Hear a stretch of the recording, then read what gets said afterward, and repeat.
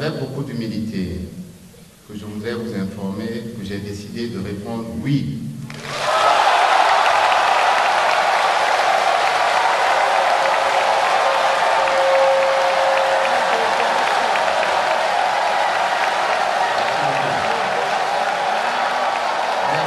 Oui, je serai candidat aux élections présidentielles en 2020.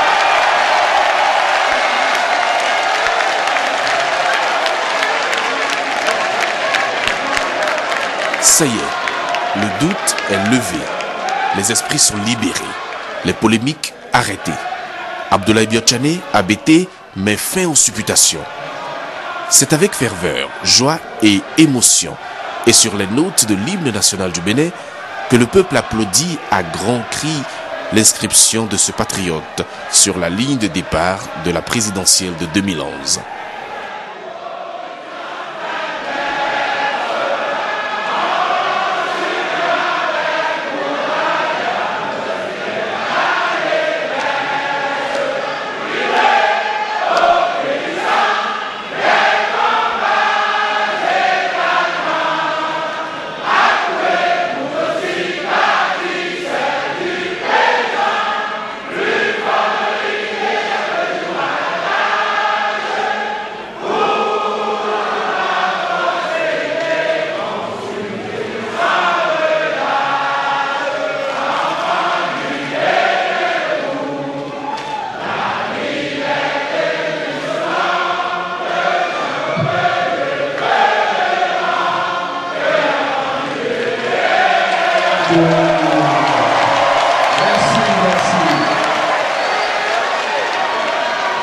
Mais avant, sur l'esplanade du Palais des Congrès de Cotonou, ce 4 janvier 2011, Abdoulaye Biotchane fit une entrée triomphale et spectaculaire.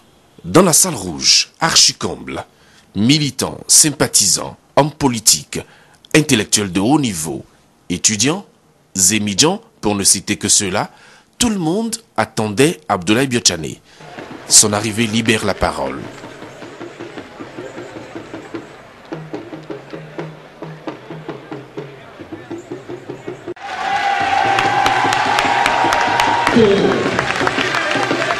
De la salle, il salue sans vos acclamations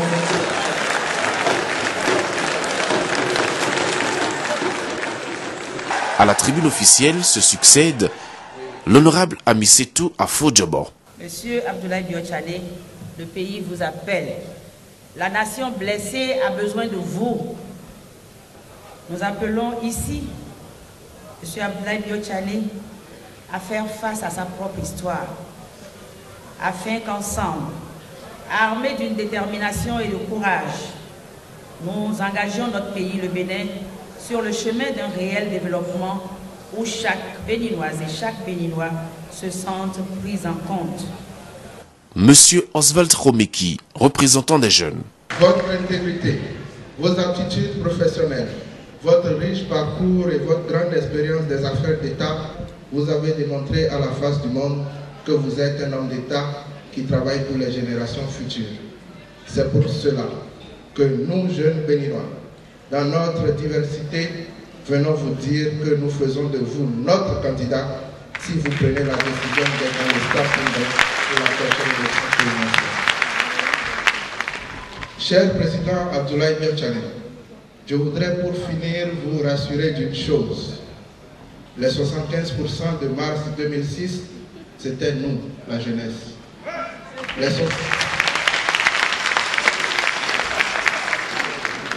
Les 75% que vous amenez au palais de la Marina en mars-avril 2011, ce sera encore nous.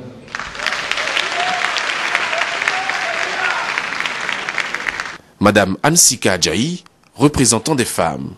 Êtes-vous prêt, Monsieur le Président Abdoulaye Biotchane, êtes-vous prêt à vous engager dans ce dur combat mais noble et exaltant?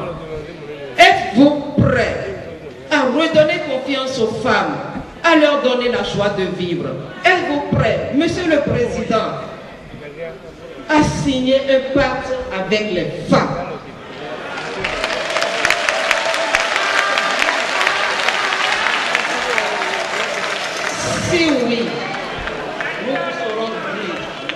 d'une politique logique et pédagogique, d'une politique expliquée au peuple, d'une politique qui ne nous donne pas le clinquant du cuivre pour la noblesse de l'or. Le peuple béninois n'est pas seulement mûr, il est intelligent. Et l'honorable André Dassondo, président de la coordination nationale ABT 2011, qui est allé droit au but. Je suis à la fois triste, mais très heureux et très gai. Triste parce que notre pays est dans un état calamiteux. Triste parce que le Bénin se porte mal. Triste parce qu'on nous a conduits là où il ne faut pas nous conduire. Triste parce que les jeunes qui sont à l'étage prennent les coups sur les briques. Triste parce que tout est à l'envers. Et puis, Monsieur le Président, je suis gai parce que je suis convaincu qu'avec une mobilisation aussi forte que celle-là, je suis gai parce que les jeunes sont là, parce que nos femmes sont là. Je suis gai parce que les politiques sont là. Je suis gai parce que les artistes sont là. Je suis gai parce que le peuple comprend qu'il faut remettre très rapidement le mauvais chauffeur à ses parents.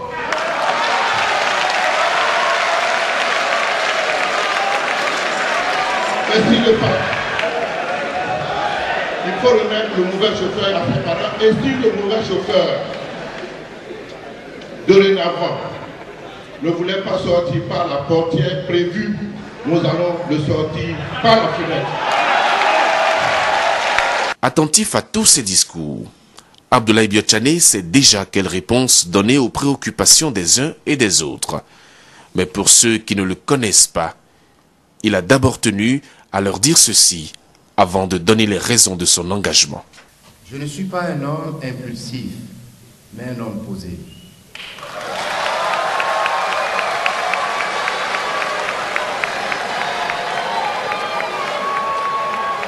Je ne suis pas un homme de vaines promesses, mais un homme de parole.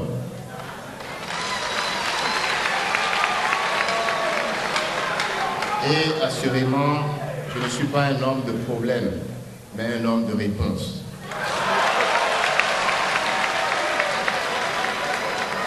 Et un homme de réponse qui assume pleinement ses responsabilités. Aussi, très chers compatriotes, si je me permets de me tenir devant vous ce soir, c'est parce que des signes précurseurs de division de notre pays s'amoncellent et risquent de compromettre l'avenir de notre jeunesse. Si je suis ici ce soir, c'est parce qu'à l'heure où je vous parle, de nombreuses familles vont au lit sans avoir mangé. Si je suis ici ce soir, c'est parce que le marasme économique qui prévaut est trop criard dans notre pays pour qu'un patriote comme moi reste les bras croisés.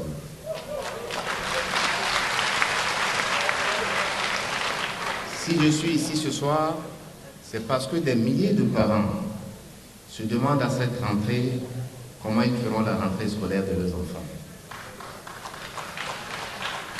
Et si je suis ici ce soir, c'est parce que plus de la moitié de nos concitoyens, dans de nombreux villages et quartiers de ville, cherchent où trouver de l'eau potable.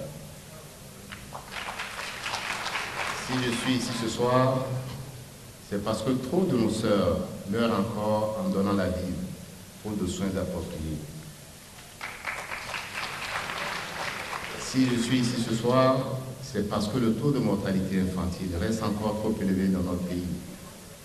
Si je suis ici ce soir, c'est parce que beaucoup de nos compatriotes, de nos jeunes diplômés, se retrouvent sans emploi.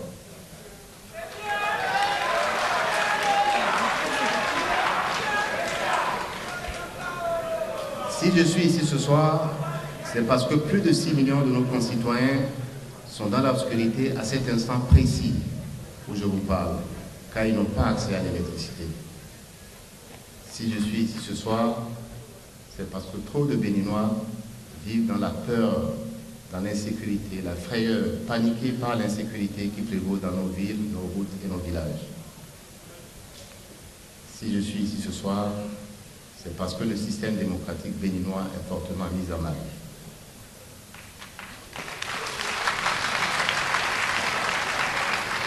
Si je suis ici ce soir, c'est parce que nous assistons impuissants à la dégradation de notre environnement. Enfin, si je suis ici ce soir, c'est pour vous dire qu'avec votre aide, je peux remédier à tout cela.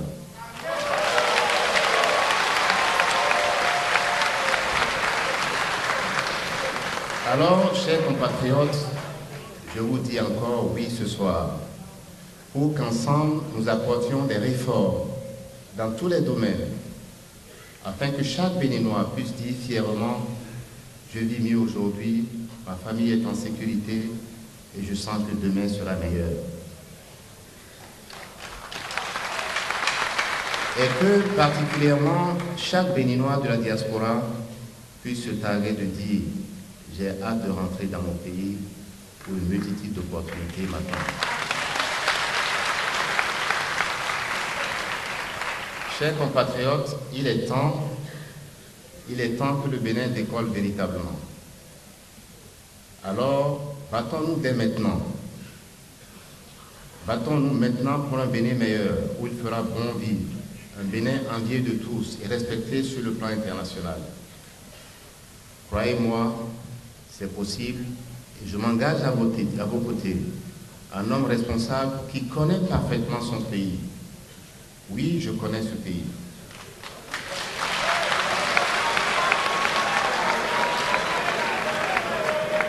C'est justement parce qu'il connaît bien ce pays qu'il a diagnostiqué les maux dont il souffre et lui propose des thérapies de choc.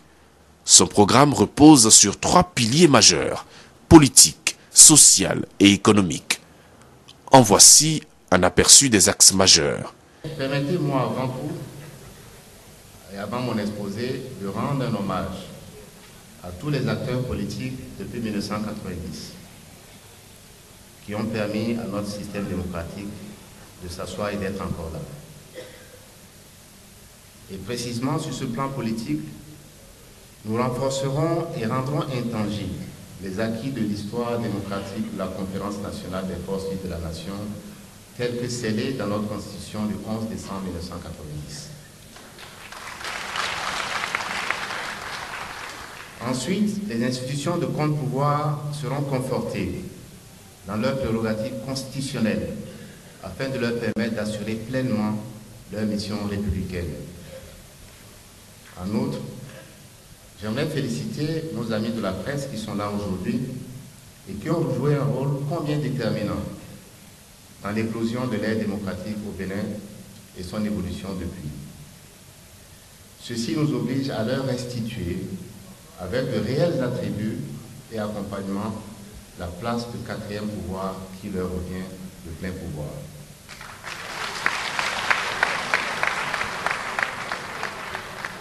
Et pour ce faire, je m'engage à dépénaliser les délits de presse.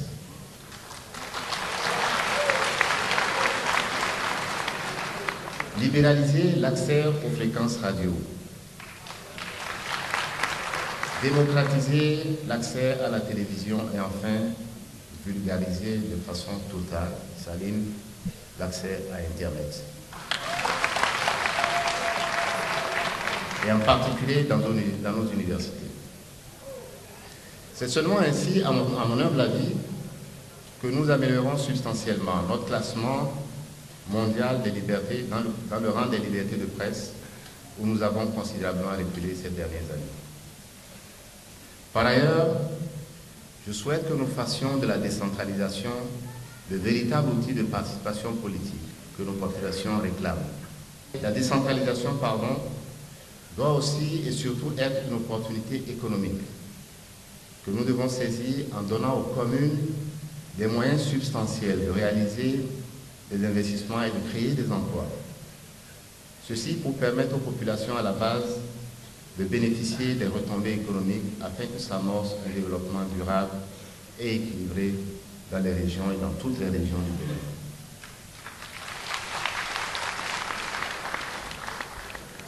Chers compatriotes, les grandes réformes à entreprendre n'occulteront pas, je vous le promets, le régime politique de type présidentiel consacré par notre Constitution du 11 décembre 1990.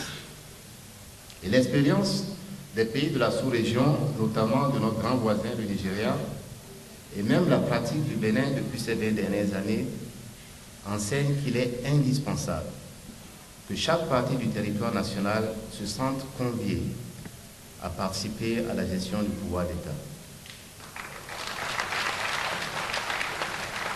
Ainsi, tout en préservant le caractère présidentiel du régime, je m'emploierai à l'instauration d'un poste de Premier ministre auquel de réels pouvoirs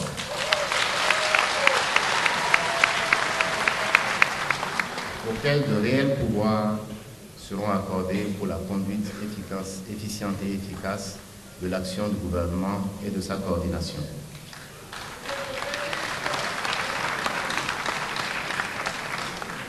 Le but visé par ces réformes politiques est de créer un cadre politique qui libère les initiatives et qui permette l'amélioration des conditions de vie des populations. Aussi bâtirons-nous au plan social une société plus juste et plus solidaire. C'est dans cette optique que je fais mienne les réflexions d'un économiste, Jean Baudin, qui affirma, je cite, « Il n'est de richesse que d'hommes ». En effet, que serait le Bénin sans les Béninois? La véritable richesse de notre pays et d'un pays n'est donc pas constituée par ses ressources minières ou pétrolières, mais en premier lieu par le savoir et la qualité de travail de ses fils et de ses filles, seuls capables d'exploiter les énormes potentialités du pays. C'est donc sur vous, chers compatriotes, que je voudrais fonder la dynamique de décollage et de l'essor du Bénin, où devra s'instaurer une société plus juste et plus solidaire, afin que nous fassions du prochain cinquantenaire le cinquantenaire du Bénin.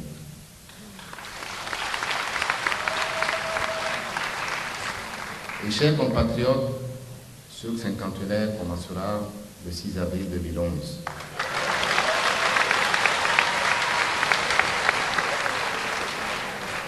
Nous pouvons y arriver car il est impensable que les Béninois puissent être les meilleurs à l'étranger et qu'ils demeurent incapables de transformer leur pays.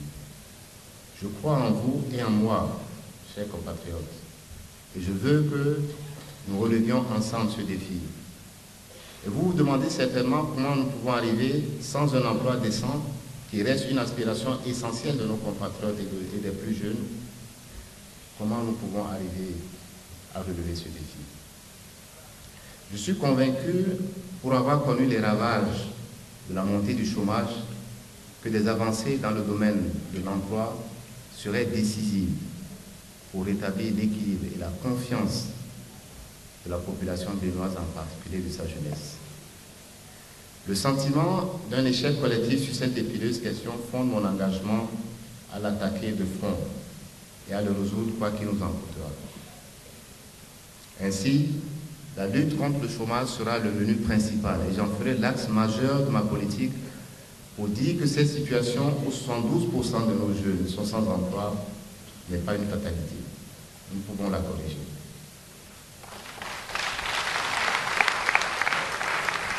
Mais vous me direz, ABT, avant de travailler, il faut d'abord aller se former afin de pouvoir prétendre plus tard à un emploi décent. C'est la raison pour laquelle l'éducation et l'égalité devant celle-ci seront au cœur de mes préoccupations. Au cours de mes nombreux voyages et de mes entretiens avec Gaston, un ami enseignant à l'université, il m'est apparu clairement que le fait que notre système éducatif et le système économique fonctionnent parallèlement est l'une des raisons pour lesquelles notre économie fabrique et notre système éducatif fabrique des chômeurs.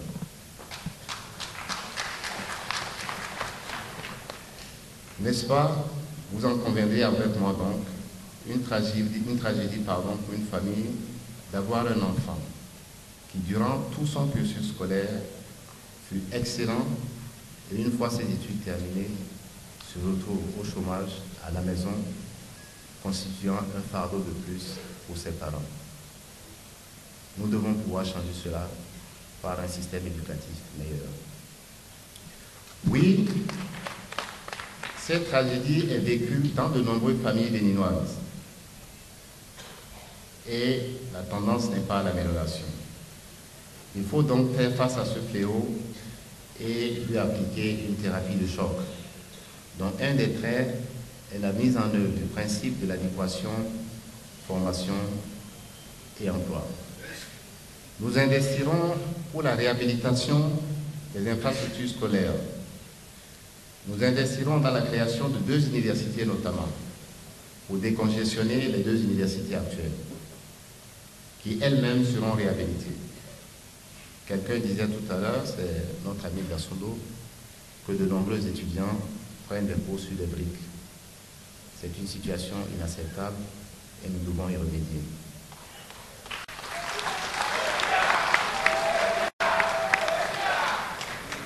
Dans le même temps, nous ferons de la revalorisation de la fonction d'enseignant une priorité.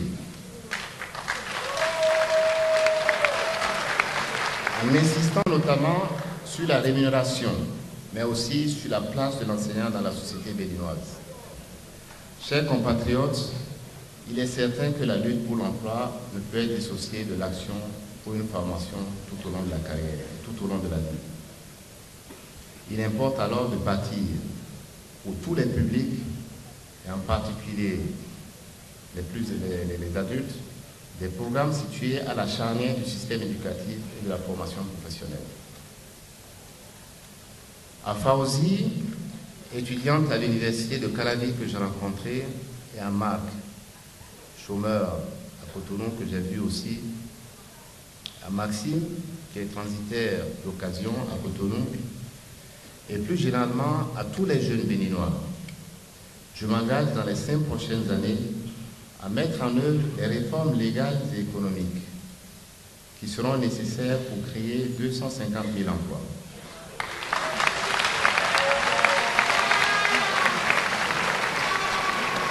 Soit environ 50 000 emplois par an dans différents secteurs d'activité de notre pays. J'aurais pu vous donner un nombre plus important, mais je vous dis ce qui est immédiatement réalisable, car je prône la transparence et la confiance dans le dialogue sur ces objectifs. Je m'attends bien sûr qu'après ce discours, d'autres viennent vous dire « nous pourrons faire davantage, nous ferons 1 million d'emplois ». Alors, donnons-nous rendez-vous pendant la campagne pour confronter les programmes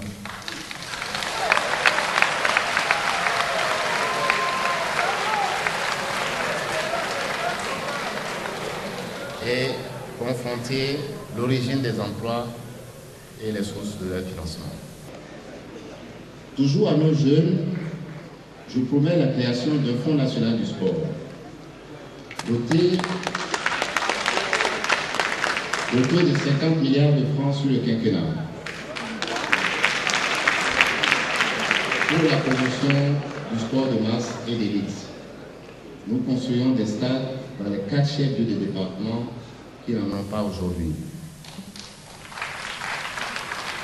Nous ferons aussi la promotion du sport d'élite et nous promettons que dans les 5 ans à venir, nous devrons pouvoir avoir des équipes compétitives dans les championnats d'Afrique et dans les championnats du monde.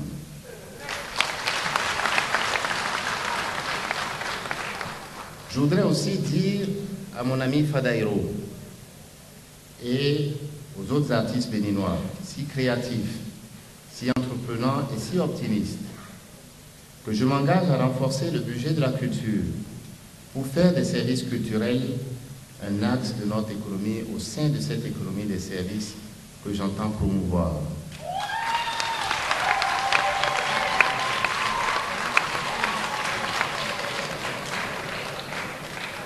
Pour que notre culture reluise sur la scène internationale et que nos artistes puissent enfin vivre de leur art, je porterai par an la subvention de la culture à 2 milliards. Et nous investirons 20 milliards de francs CFA au cours du quinquennat pour la construction d'une école des arts, d'un grand théâtre national et la rénovation des palais royaux.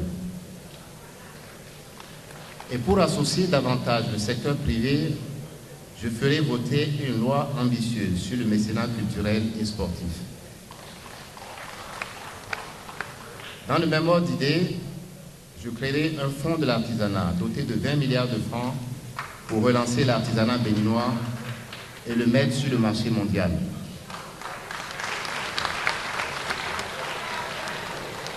Alors vous me direz, Président, à quoi nous servirait tout cela si nous ne pouvons pas nous soigner? Et vous avez raison, le bien-être de tout homme lui permet de se donner à fond pour les œuvres d'édification de la nation.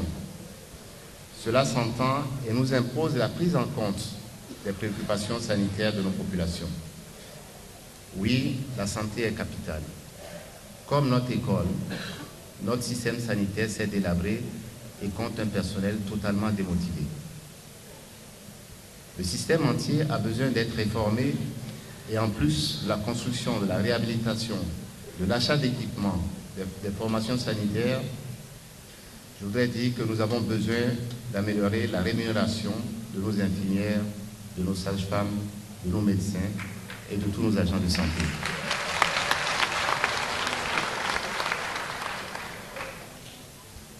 Je lancerai dans le quinquennat la construction d'un nouvel hôpital de référence du type CNHU. Aux standards internationaux, afin de mieux adresser les cas de référence et d'urgence et que nous cessions de dépenser des millions de francs pour envoyer nos malades dans les pays voisins ou en Europe.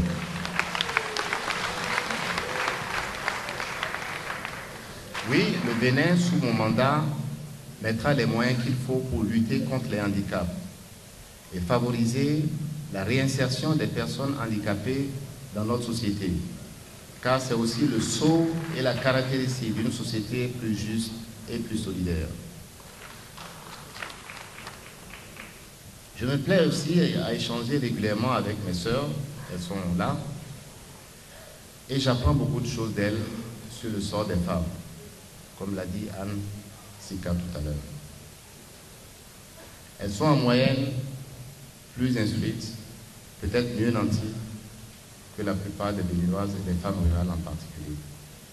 Et ce sont elles notamment, je vois ici Yvette, Lemouna, Ismat, qui m'ont ouvert les yeux sur les difficultés quotidiennes de la femme béninoise. C'est la raison pour laquelle elles jouent toutes un rôle important dans la gestion de l'ONG Donga Women Microfinance que j'ai créée en 2000 pour résoudre justement une partie des soucis des femmes de la Donga qui me le posaient.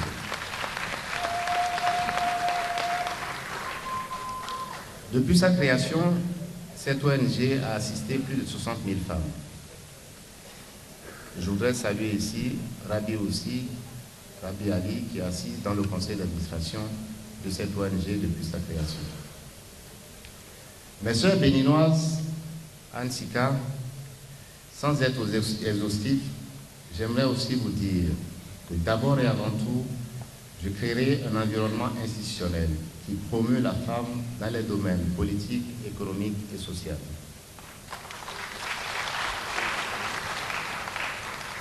Oui, les femmes béninoises auront au moins 40% des portefeuilles dans mon gouvernement.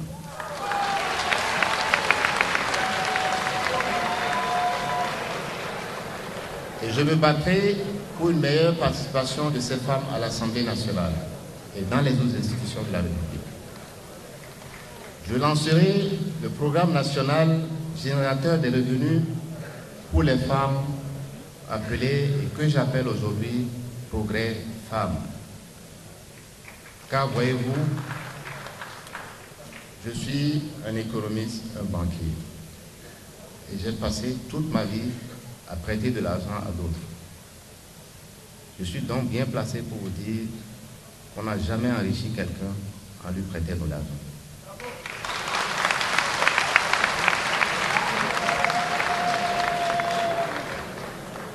Alors l'objectif de Progrès Femmes sera d'assurer à chaque femme rurale un revenu décent mensuel grâce à une activité durable.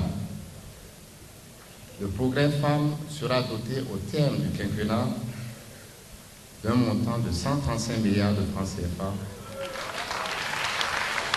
pour couvrir donc les activités génératrices de revenus pour les femmes rurales.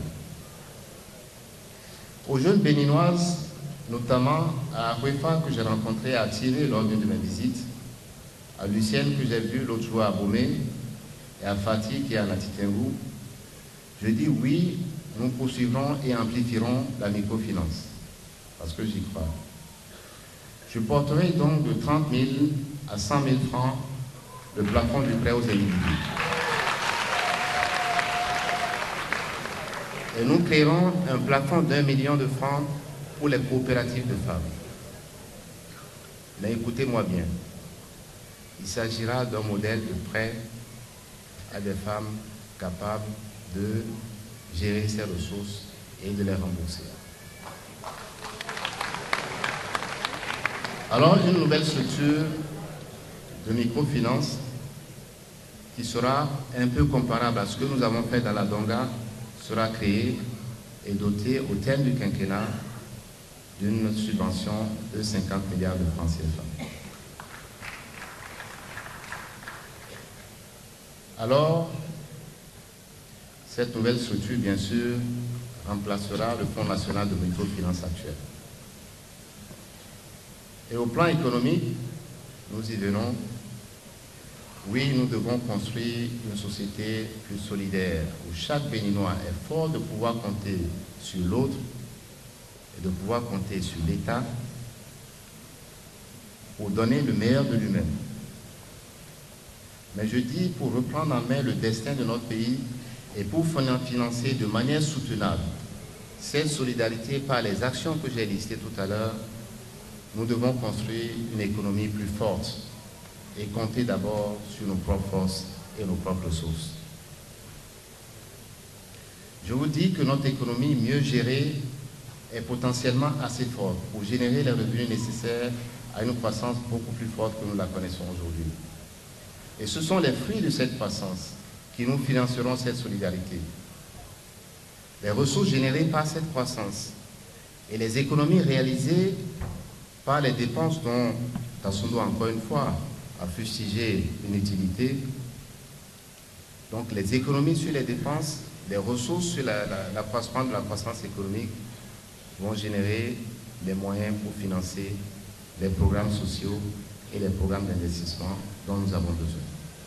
En effet, nous nous donnerons les moyens d'une croissance économique beaucoup plus forte, de l'ordre de 8% sur le quinquennat.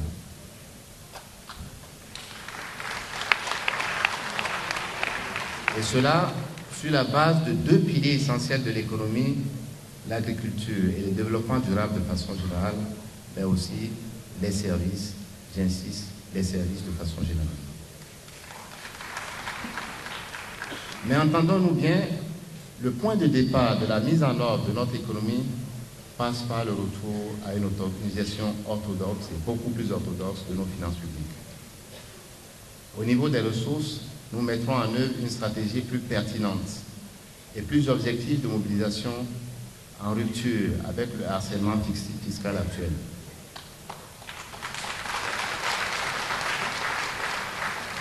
Et je souhaite que nous adhérions tous à l'ambition de redresser notre économie. Et cela passe nécessairement par la création, par le secteur privé, des richesses qui peuvent être taxées. C'est le secteur privé qui crée les richesses et après, nous pouvons en tirer des taxes. Je dis de la manière donc la plus solennelle que nous devons célébrer ici nos hommes et nos femmes d'affaires. Je voudrais saluer la présence ici d'une grande femme d'affaires, Madame Léla Epatou, qui, comme beaucoup d'autres ici, a fait beaucoup pour notre pays. Et il faut féliciter, encourager, célébrer ces personnes dans notre pays pour dire qu'il faut les encourager, les soutenir, et soutenir leurs initiatives, plutôt que de les réprimer, de freiner leur ardeur et leurs initiatives. Pour ce qui est des dépenses, nous devons réduire substantiellement le train de vie de l'État, tout le monde est d'accord, par l'élimination des institutions superflues et sans aucun rapport avec une gouvernance efficace. Il nous faut poursuivre la modernisation de la chaîne des dépenses et réduire de manière substantielle les ordres de paiement et les marchés de gré à gré.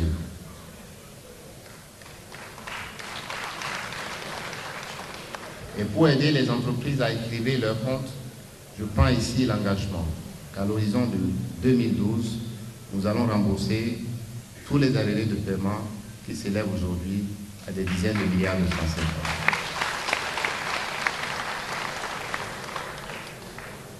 Sur le plan structurel, nous allons développer un programme d'investissement massif de l'ordre de plus de 2 000 milliards de francs CFA pendant les 5 ans. Et indépendamment des programmes spécifiques dont j'ai parlé tout à l'heure, dans le sport, dans la culture, etc., nous allons investir pour réaliser des investissements sur les routes, désenclaver nos communes, et nous engagerons notamment sur les communes un programme spécial appelé « Une commune, une route ». Et ce programme est destiné à assurer une liaison permanente entre la commune et le chef-lieu de département. La construction des écoles, des centres de santé et des maisons de la jeunesse sera désormais la responsabilité des communes, car nous le savons, il est plus efficace et moins coûteux de le faire ainsi.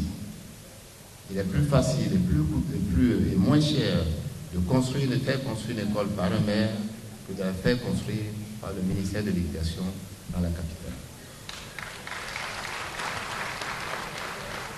Et nous allons donc de ce fait, sur la base de cette évaluation du coût des écoles, des centres de santé, des pistes de route et des pistes rurales, nous allons confier ces budgets à nos 77 communes, donc à peu près 65 milliards de francs par an pour ces différentes structures, ces communes, j'allais dire, au cours du quinquennat.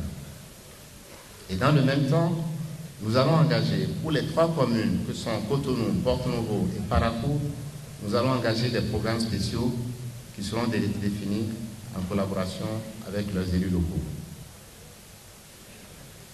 Le chemin de fer Cotonou-Parakou sera réhabilité aussi. Et nous lancerons la construction du chemin de fer Parakou-Niamey.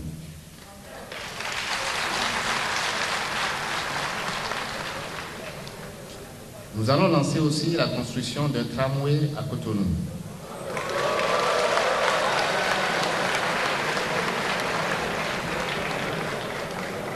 Un tramway, c'est un chemin de fer urbain, donc qui va permettre une meilleure fluidité du transport urbain à l'intérieur de Cotonou.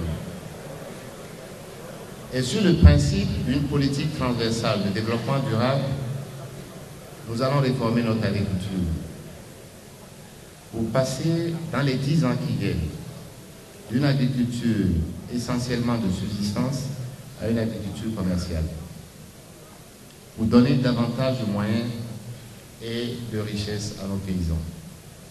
Je proposerai ainsi dès cette année une loi cadre, une loi d'orientation qui va servir de cadre à nos actions dans ce domaine et qui va servir de cadre à tous les gouvernements futurs. Je dis donc à mon ami Gaston Gado, qui est cotonculteur dans le Septentrion, qu'à l'horizon de la fin de ce quinquennat, nous aurons atteint 1 million de tonnes de coton.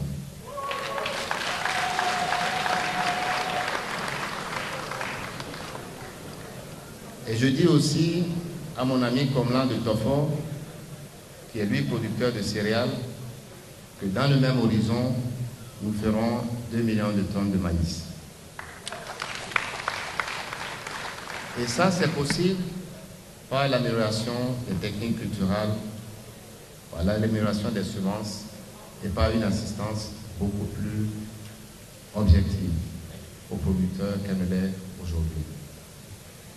Nous réformerons aussi, bien sûr, notre administration pour qu'elle cesse d'être politique et pour qu'elle soit beaucoup plus efficace et efficiente. Et qu'elle soit surtout au service du développement économique. Et nous créerons un environnement beaucoup plus favorable au secteur privé, avec notamment des textes réglementaires et législatifs beaucoup plus simples et beaucoup plus lisibles. Les services de base seront davantage disponibles aux investisseurs. Ceux qui en ont tenté l'expérience savent combien aujourd'hui, en tant qu'investisseur, il vous est difficile d'avoir accès à l'eau, à l'électricité, au téléphone et même à un terrain si vous voulez vous installer. Enfin, nous favoriserons la mise en place des partenariats publics-privés, véritables instruments de mobilisation des financements pour les investissements beaucoup plus volumineux que nous les connaissons aujourd'hui. Chers compatriotes, tout ceci ne sera possible que si une véritable lutte est engagée contre toute forme de corruption, grande et petite. Mais il est clair qu'il est difficile de réduire la corruption sur nos routes si celle qui porte sur les milliards de francs CFA sur les marchés publics n'est pas sanctionnée.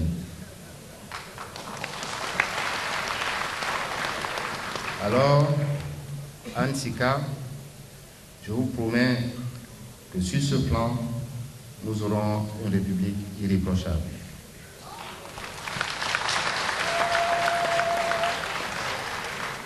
Chers compatriotes, notre pays est un point de rencontre de plusieurs civilisations. C'est aussi un carrefour économique et c'est bien là la base de notre prospérité future. Je veux donc dire à nos frères et sœurs de la sous-région, certains aujourd'hui sont venus du Togo, d'autres du Sénégal, d'autres du Mali. Et je veux leur dire que nous serons des partenaires fiables, car je crois, comme Kwame Nkrumah, à cet adage qui dit « Africa must unite ».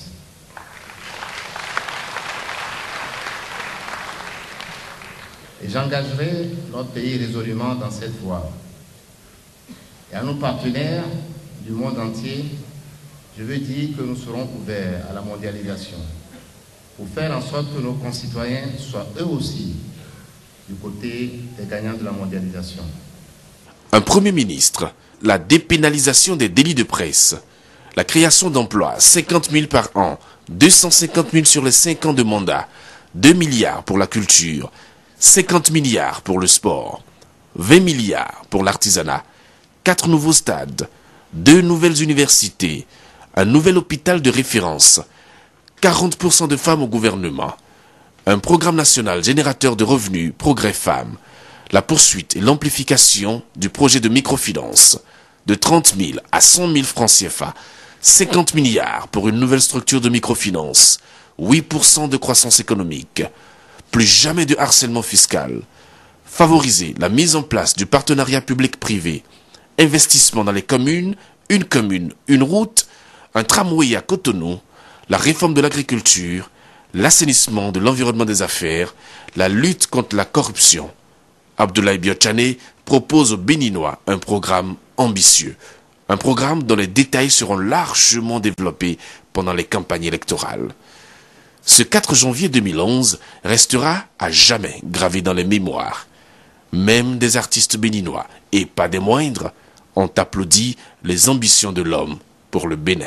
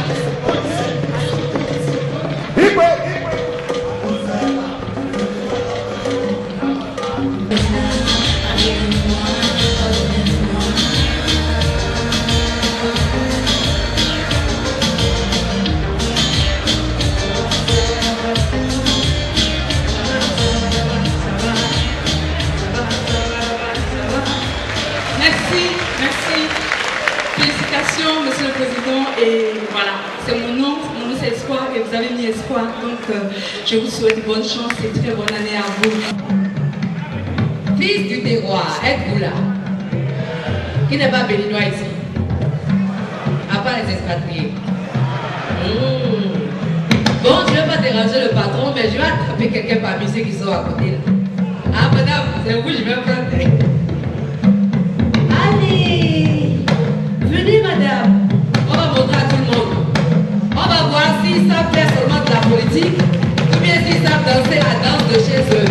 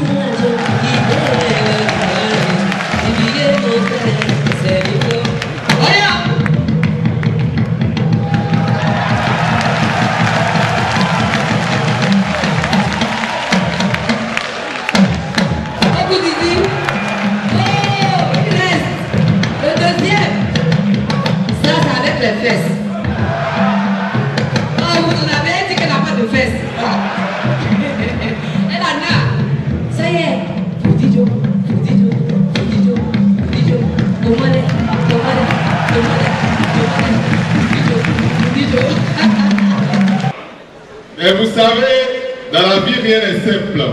Donc, avant de vous chanter ce qu'on va vous chanter, vous allez répéter avec lui et on va y aller. Est-ce que vous êtes prêts? Si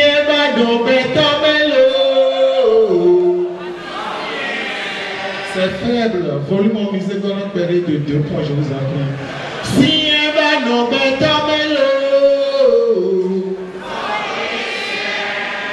Agolo que tatuele, que toño betue bobaweto,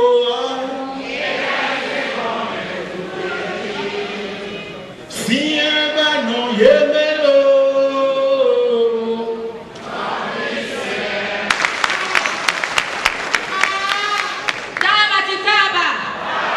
Taba ti boy boy, taba ti kunti. Bénin. Bénin. Bénin.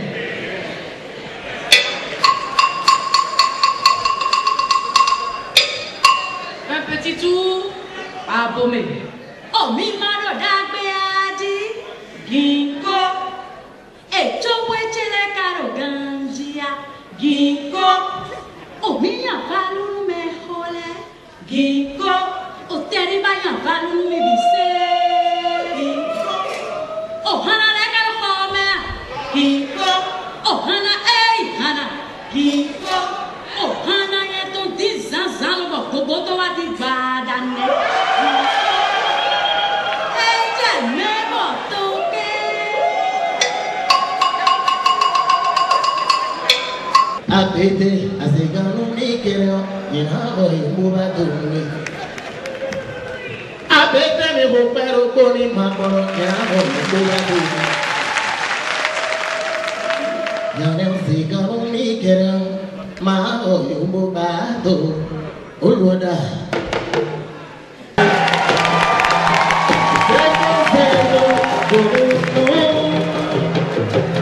Para kuwele yo Asena teyo tompelika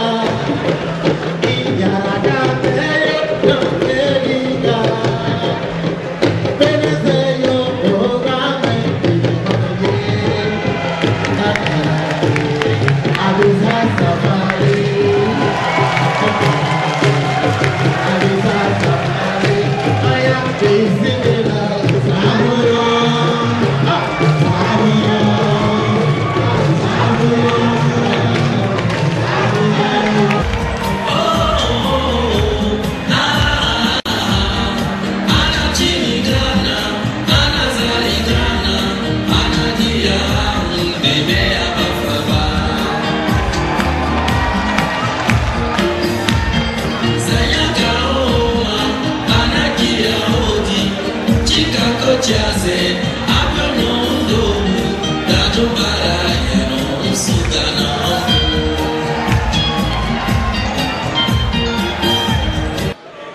Tchadé, Abdoula Ibio Tchadé, Siwa Masitoni.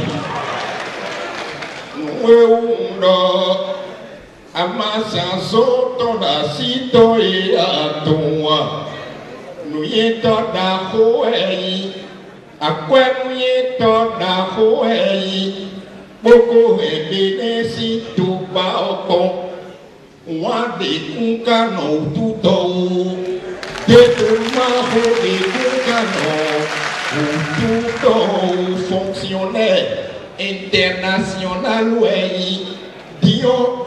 Quand on minona c'est nous t'aimer tout est fou à son étienne massiwe à son jeta non nous chobo mon foufou anaïdo hume wili jewe bonana du masinche boneto cheo peto à son étienne à quoi nous s'en sauver. À quoi ça parle nous ont messi à ma sanson tourné à Tuya Tchadé à Abdoula Ibio Tchadé Siwa Masitoni. Lorsqu'on dit Abdoulaye, vous répétez Biometia. Vous avez compris? C'est-à-dire, Monsieur le Président, vous pouvez rentrer par la porte du Bénin. Abdoulaye Biometia. Abdoulaye Abdoulaye. Après vous dites Abdoulaye Biometia. D'accord. Abdoulaye.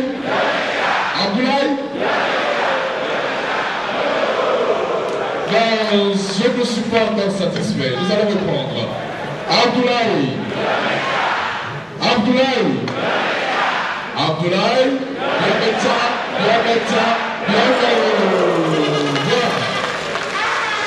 Devant ce public, un échantillon représentatif du peuple béninois, Abdoulaye Bio Tchane Abete a parlé et parlé encore. Il finira son discours par son intime conviction et son espoir pour le Bénin. À l'ensemble du peuple béninois, je veux dire mon optimisme. Je veux dire que notre marche en avant sera une marche vers le futur, une marche basée sur notre histoire, notre culture et nos espoirs. Et en définitive, cette marche sera une marche vers le Bénin prospère et triomphant. Vive le Bénin, vive l'Afrique, je vous remercie. Il lui a succédé à la tête de la Banque ouest-africaine de développement BOAD.